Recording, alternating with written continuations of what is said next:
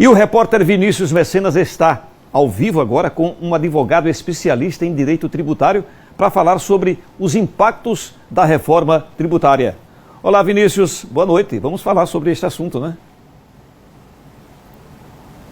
Exatamente, Gilvan. Muito boa noite para você, para todo mundo que está com a gente aqui no Jornal do Estado, na TV Atalaia. Foram momentos de discussões muito acaloradas, Gilvan, porque a gente está falando de um assunto extremamente importante, né? Que é essa reforma tributária, que inclusive já foi aprovada, como você bem destacou aí, no Senado Federal, com 53 votos favoráveis e 24 contrários. Então, assim, vai retornar à Câmara, já que houve, né, algumas mudanças. E tem alguns pontos que eu vou, inclusive, conversar com o advogado, o Antônio Iberti, que já está aqui comigo, né, que um deles é justamente essa questão do imposto seletivo, né, que é o mais conhecido como imposto do pecado. Muita gente tem essa dúvida, né, especificamente do que se trata esse tipo de imposto do pecado. Antônio, boa noite para você.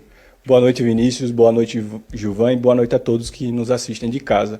Exato, Vinícius, o imposto do pecado, ele vai passar a exercer parcialmente o papel do que hoje é desempenhado pelo IPI. Ele vai tributar as operações que são danosas à saúde humana e também ao meio ambiente, principalmente a armas, né, exceto aquelas armas que são vendidas para a segurança da própria população. Ainda falando em relação ao imposto, tem o imposto simplificado, né? Essa retirada, né? Essa substituição, melhor dizendo, por exemplo, do PIS, COFINS, IPI, de competência federal, ICMS, ISS, né? Competências do Estado e também do município, para substituir por um imposto apenas, que é o IVA. Isso é bom? Na prática não é? Vai ser imediato?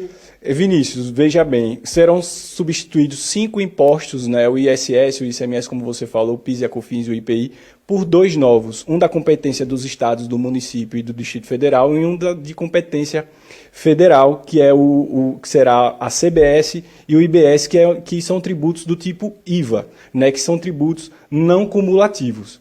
A expectativa de simplificação da arrecadação tributária, né, não há o interesse, não há que seja reduzido, né, a arrecadação tributária, mas que haja uma simplificação, tendo em vista que o Brasil é o país do mundo em que mais se gasta dinheiro para se pagar impostos. Além de a gente ter uma carga tributária alta, há uma grande complexidade.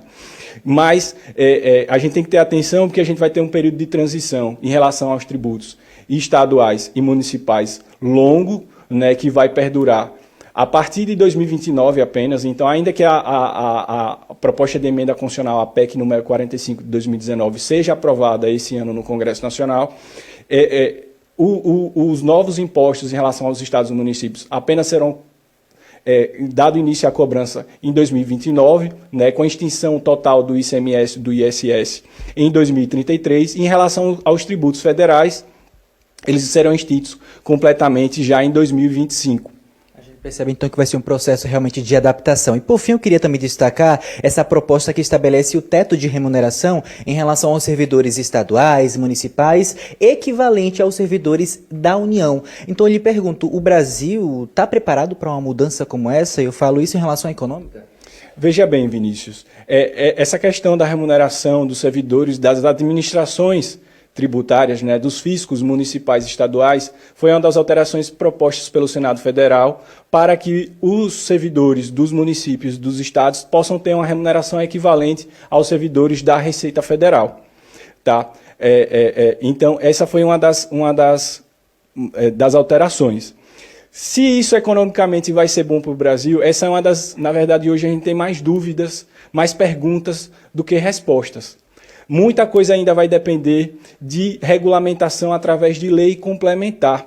Né? A alteração constitucional está delegando à lei complementar diversos pontos que são imprescindíveis para a aplicação efetiva do que está sendo proposto, né? Do que é o interesse de simplificar. Se isso de fato vai acontecer, né, gerando mais emprego, gerando mais renda para a nossa sociedade, que é isso que se busca com a proposta, né, de alteração do sistema tributário nacional, e simplificar para que os tributos deixem de impactar na decisão de investimentos pelos empresários, né, e assim o país possa crescer mais. Mas isso a gente só vai saber, infelizmente, né, com o tempo. Perfeito. Antônio Ibert aqui com a gente, muito obrigado por suas explicações. Que venham as mudanças, mas que venham para o bem do povo brasileiro, né, Gilvan? Eu volto com você. Com certeza, Vini. Muito obrigado. Boa noite para vocês.